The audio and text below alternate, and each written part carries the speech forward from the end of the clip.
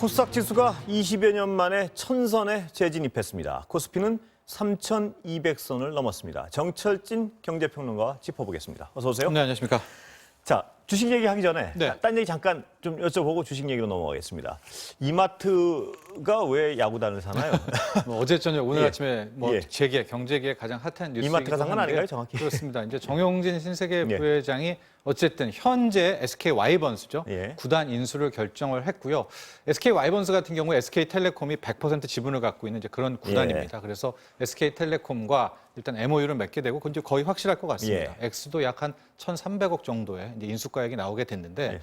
정용진 부회장의 그간의 행보를 좀 보면 지금 유통업이 크게 온라인으로 많이 가고 예. 있지 않습니까? 예. 방점이 찍히고 있는데 이런 와중에서도 이 정용진 부회장은 계속해서 이 오프라인에 대한 어떤 하나의 축 이것을 좀 놓지 않으려는 예. 흐름들이 많이 있습니다. 아, 예. 그러니까 이번 같은 경우에도 결국 야구 경기라는 SK 와이번즈라는 현재 어떤 이름으로 될지 모르겠지만 프로 야구단이라는 게 결국 관중들도 몰리는 것이고 네. 거기서 왁자지껄하게 해야 되는 거 아니겠습니까? 그런 오프라인의 또 하나의 채널을 만들면서 이제 온라인과의 시너지 효과를 내겠다라는 뭐 그런 전략적인 승부수라고 볼 수가 있고요.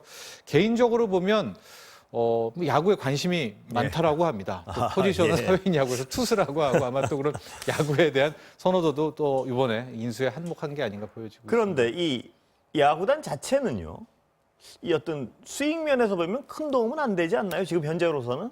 그렇죠. 아시는 분은 이제 다 예. 아실 텐데 우리나라의 이제 프로 스포츠 특히 프로 야구 같은 경우에는 이게 뭐 황금알을 낳는 거위도 아니라 거의 만성 적자고요. 예. SK 와이번즈 같은 경우에도 뭐 입장료 수입 또 이런 광고 같은 것도 SK그룹에서 뭐 이렇게 해주고 하는 것까지 몰아줘도 거의 뭐 6억에서 8억대 적자가 예. 납니다. 예. 그렇기 때문에 아마 이번에 이 정용진 부회장이 인수를 한 부분 역시도 어떤 이익을 남기겠다라는 그런 차원은 아닌 것 같고요. 예. 이 하나의 프로 야구를 통해서 여긴 오프라인, 앞으로 바뀌게 될 유통의 온라인과의 무슨 접점을 찾으려는 예. 게 아닌가 보여지고 있는데 직접적 수익 창출 의도는 없다. 그렇죠. 예, 과연 그러나 근데 그것이 시너지를 노리는 부분이 있을 것이다. 예, 이렇게. 먹혀들지는 좀 봐야 될 것 같습니다. 예. 네. 좀 보기로 하고 뜨거운 주식 얘기로 네, 넘어가 보겠습니다. 그러실까요? 주식 시장 어떤가요? 뭐 일단 코스닥 1000 갔던 얘기를 먼저 예. 하고 코스피를 예. 봐야 될 것 같은데요. 코스닥이 장중에 1000을 찍고 지금 현재 시각으로는 이제 다시 내려왔습니다. 예. 991포인트까지 떨어졌는데 우리나라 코스닥 시장의 역사를 보면 뭐 정말 이게 막 뭐 희로애락이 담겨 있었죠. 예. 1996년에 이제 출발을 했었다가 IT 버블이 터지면서 3,000까지도 올라갑니다. 예. 그러다가 버블이 깨지면서 이게 또 300대까지 추락을 하게 되고요. 또 실은 지금의 1000이 그때 1000과 다릅니다. 너무나 코스닥이 안 사니까 2004년에 기준점 100을 1000으로 올리는 이제 재조정을 또 하게 예. 됩니다. 그러니까 엄밀히 말해서 또 지금 1000이 뭐 그때 3000 대비 이것도 뭐 맞지는 않는 이제 그런 대목이기도 합니다. 그러나 어쨌든 이런 과정을 거쳐서 다시 1000 돌파를 하게 되는 그러니까 딱 맞지는 않지만 25년 만에 천선 대탈환이다, 재탈환이다 이렇게 보면 될 것 같고요. 핵심은 역시 개인 투자자들의 순매수가 있었고 예. 코로나19 터지면서 기존의 산업들이 이제 언택트, 비대면 산업으로 빠르게 전환되면서 이제 미국의 나스닥 또 우리나라의 코스닥이 거의 이제 성장의 가치를 성장성에 배틱하는 그런 차원에서 급등세를 이끌어왔다 이렇게 볼 수 있겠습니다. 근데 지금 이제 1000을 25년 만에 찍었다 그러는데 아까 네. 수평 비교할 건 아니라고 말씀하셨지만 좀 비슷하게 그래도 비교를 해보면 그래 1000을 찍었는데도 네. 최고점에서는 3분의 1밖에 안 되는 거 아닌가요 지금? 그렇죠. 네, 예. 그 IT 버블 때 올라갔던 거의 2,900 몇이었었으니까요 장중에 예. 3,000이라고 본다면 아직까지도 3분의 1 토막이다 이렇게 보면 될 것 같아요. 코스닥에만 투자하셨던 만약에 그런 분이 네. 있다면 오랜 세월 고통을 받고 있군요. 그 측면에서 보면. 근데 아마 예. 이미 다 정리를 하셨지 예. 그때 종목들이라든가를 갖고 계시는 분은 굉장히 예. 적지 않을까 또 이런 생각을 지금 해봅니다. 오늘 코스피 시장은 또 뜨겁다는 말씀 잠깐 아까 네. 방송 시작 전에 하셨는데 지금 일단은 개인의 또 맞습니다. 움직임이? 예. 뭐 어제는 굉장히 승승장구를 했는데 현재 시각 코스피는 급락 조짐입니다. 급락세입니다. 아, 예. 2% 넘게 지금 하락을 하고 있는데 특이한 점이 또 오늘도 시장을 개인 투자자들이 버티고 있는데요. 코스피에서는 급락하고 있는 시장에 사고 있다는 얘기예요, 예, 지금? 순매수 규모가 코스피에서는 현재 3조 9천억이고요. 코스닥에서는 4,100억. 이제 둘을 합치면 지금 오늘 하루 개인 투자자가 순매수한 돈이 4조 3천억. 일단 끝날 때 봐야 되겠지만 예. 이런 개인들의 엄청난 수급은 또 처음 보고요. 이렇게 되니까 기관하고 외국인은 팔고 있습니까? 네, 그렇죠. 이 기관 외국인이 파니까 예. 그걸 이제 고스란히 개인 투자자들이 받고 있는 그걸 다 그런 받아내고 있는 거군요. 다 받아내고 예. 있는 구조인데 아마 현재 개인 투자자들의 심리는 현재 우리 시장이 변동성이 워낙 큽니다. 급등했다가 급락했다가 예. 그러면서 이제 트레이딩을 하는 개인들도 많아졌어요. 그러니까 예. 이 정도 하락하면 내일은 또 급반등하면 털고 나와야지라는 그런 생각에 굉장히 많이 베팅을 좀 하고 있는데요. 소위 말하는 단타를 하시는 분들이 많은 건가요? 그렇게 해서 최근 들어서는 좀 예. 트레이딩을 많이 하는 것 같습니다. 예. 단타라는 표현은 좀 그렇고요. 그런가요? 개인들도 예. 좀 빠르게 대처를 하고 있는 예. 것 같은데 지금 너무나 공격적인 순매수입니다. 예. 이렇게 뭐 하루에 4조 원 이상의 돈들이 주식시장으로 가서 예. 어쨌든 버텨내고는 있는데요. 지금 이제 미국 시장의 움직임도 봐야 되겠고요. 또 뭐 좀 이따 얘기하겠지만 28일이 애플, 테슬라 실적에 뭐 삼성전자의 특별 배당의 이슈도 확인이 예. 되고요. 또 FOMC 이슈까지 다 몰려들고 있기 때문에 일단은 너무나 긍정적으로만 낙관은 하지 마시고 예. 리스크 관리를 하시면서 이번 한 주를 대처하시는 게 좋을 것 그럼 같습니다. 바로 이따 말씀하지 마시고 지금 네. 예, 그 28일에 뭐가 중요한 건가요, 지금? 일단은 28일이면 오늘이 지금 화요일이니까요. 예, 목요일이 중요한 모레. 건데 이제 오늘 예. 내일이 미국에서 현지 시각으로는 FOMC 회의가 이제 예. 열리게 됩니다. 그러니까 중앙은행이죠, 미국의 이제 연준이 통화 정책의 방향들, 뭐 기준금리는 동결하고 뭐 그러겠지만은, 근데 지금 많은 투자자들, 특히 미국 쪽에서는 확인을 하고 싶어하는 것 같아요. 이게 무슨 얘기냐면 예. 그동안 트럼프 행정부 시절에는 연준이 뭐 속된 말로 길을 못 폈습니다. 예. 뭐 좀 하려고 하면 이제 트럼프 대통령이 압박하고 뭐 하지 마 이렇게 해왔잖아요. 네. 그래서 어쨌든 트럼프 대통령과 트럼프 행정부는 주가 상승을 굉장히 원했거든요. 예. 그게 가시적인 성과니까 그렇게 해야 실제적으로 자신의 입지와 자신의 정부가 잘했다는 평가를 받는 그러니까 동일체를 했는데 과연 이제 바이든 행정부 시대의 첫 번째 연준이 어떤 스탠스를 보일까? 예. 계속해서 지금 뭐 십몇 년 보여왔던 것처럼 돈 더 풀 거야, 경제 나쁘면은 뭐 계속해서 들어갈 거야라는 예.